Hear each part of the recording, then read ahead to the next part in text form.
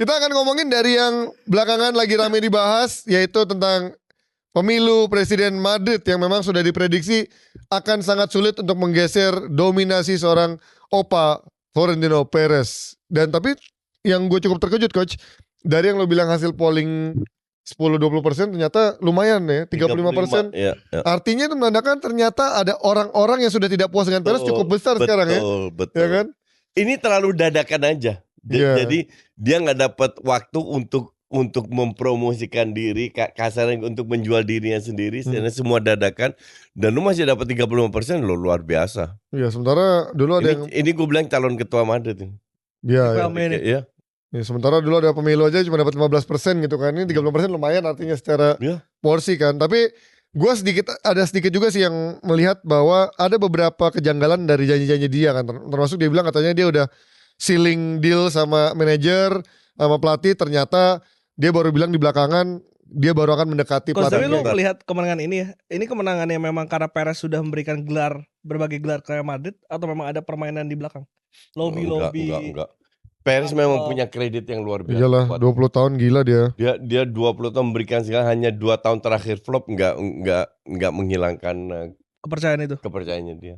Walaupun kedepannya kalau gue akan drop terus. Tapi memang menurut gue ini dengan munculnya 35% itu ya, ini menandakan memang ada ketidakpuasan dari orang-orang yang mungkin bernaung di bawah wajahnya seorang Enrique Riquelme sebagai corongnya gitu ya. Cuman menurut gue sekarang pertaruhannya di tahun depan ini dengan membawa Jose Mourinho, apakah ini pertaruhan yang tepat? Karena ada yang bilang juga Jose Mourinho sudah sedikit ketinggalan zaman, sudah tidak relevan dengan anak-anak muda zaman sekarang. Kalau ini ternyata tidak menjadi perkawinan yang berhasil dengan Jose Mourinho, menurut gue Perez tahun depan akan bisa digoyang dengan lebih mudah lagi gitu kan. Bisa. Ya sebenarnya kan dari 2 tahun ini kalau kita bandingkan dengan belasan tahun itu kan cuman gagalnya 2 tahun ini. Dan kalau gue lihat memang secara squadnya memang ini squad Madridnya memang sedang regenerasi kan. Setelah kemarin Kroos dan juga si Modric pergi, ya lu butuh pemain-pemain yang punya karakter. Yang gue bilang di OD sebelumnya, Madrid itu nggak punya pemain yang berkarakter di lapangan. Kok bisa Madrid nggak punya pemain berkarakter?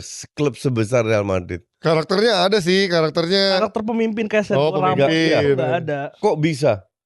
Ya itu makanya. Ya Perez yang bertanggung jawab. Karena pemimpinnya ada di Perez. Enggak, karena otaknya udah blur kalau gue bilang.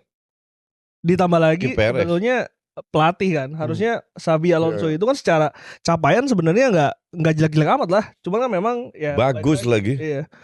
Pereznya yang nggak bisa memberikan kepercayaan itu. Ya emang ruang ganti sih memang selalu menjadi PR buat Madrid kan, seperti Gareth Bale bilang kan. Dan lu ngambil Mourinho balik sih untuk gue sih. Belum tentu relevan. Ya ini penasaran sih bagaimana Mourinho bisa menangani Mbappe, Vini, bahkan isunya kan kayak Bellingham tuh katanya yang walaupun rebel cuman cukup respect sama Mourinho. Gue gak tahu Mbappe gimana. Yang terbaru bahkan dia katanya akan pakai Endrick untuk dalam proyeksi dia. Dan ada beberapa pemain yang gak masuk hitungan dia tuh, Kamavinga, siapa, Mas Tantuono, siapa lagi deh, pokoknya ada 4-5 pemain yang katanya gak masuk dalam hitungan dia. Kita lihat bagaimana lini belakang dia udah terlalu rapuh coach. Ada banyak pemain udah tua, cedera. Ya itu ini udah tepat dong sekarang dilakukan ya. Itu sebenarnya udah diminta sama Xabi Alonso. Iya. Tapi dia bilang gak usah, squad kita udah bagus, lu harus bisa kelola dengan squad. Tapi kan dia sebenarnya nambah si Haisan sama si TAA. Iya, sama si TAA. Ya sama Haisan. Sama back kirinya Carreras. Oh iya, Alvaro Carreras dari Benfica gitu. Ya, it's not enough ternyata, terutama center backnya. Terus kan Rudiger itu udah habis. Malah diperpanjang. Jadi yang terbaru kan selain Dumfries, Konate juga katanya udah diresmikan.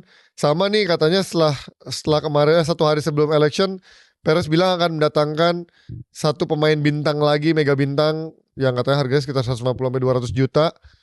Itu isunya kata Olise, makanya langsung dibantah sama Bayern Munchen. Gue nggak tahu. Kvaratskhelia ya katanya. Hah? Katanya Kvaratskhelia juga masuk. Nggak tahu sih. Katanya yang paling santer sih Olise. Mungkin karena di kiri ada Vini dan Mbappe juga bisa dari kiri. Dia kalau kanan make sense. Karena sekarang kan Rodrigo mau dibuang soalnya Rodrigo juga. Rodrigo Mas Antonio tuh katanya nggak masuk radarnya si Jose Mourinho. Jadi Olise katanya menjadi 1 kandidat yang paling besar.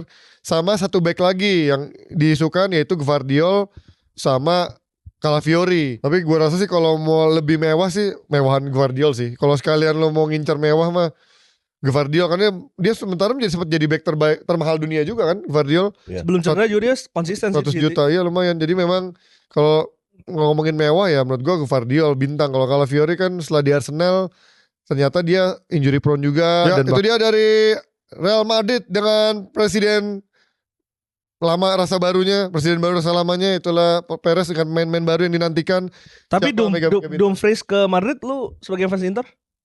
Ya udah nggak ketolong sih menurut gua karena Inter nggak punya kuasa buat nahan. Menurut gua ya ini kehilangan yang besar.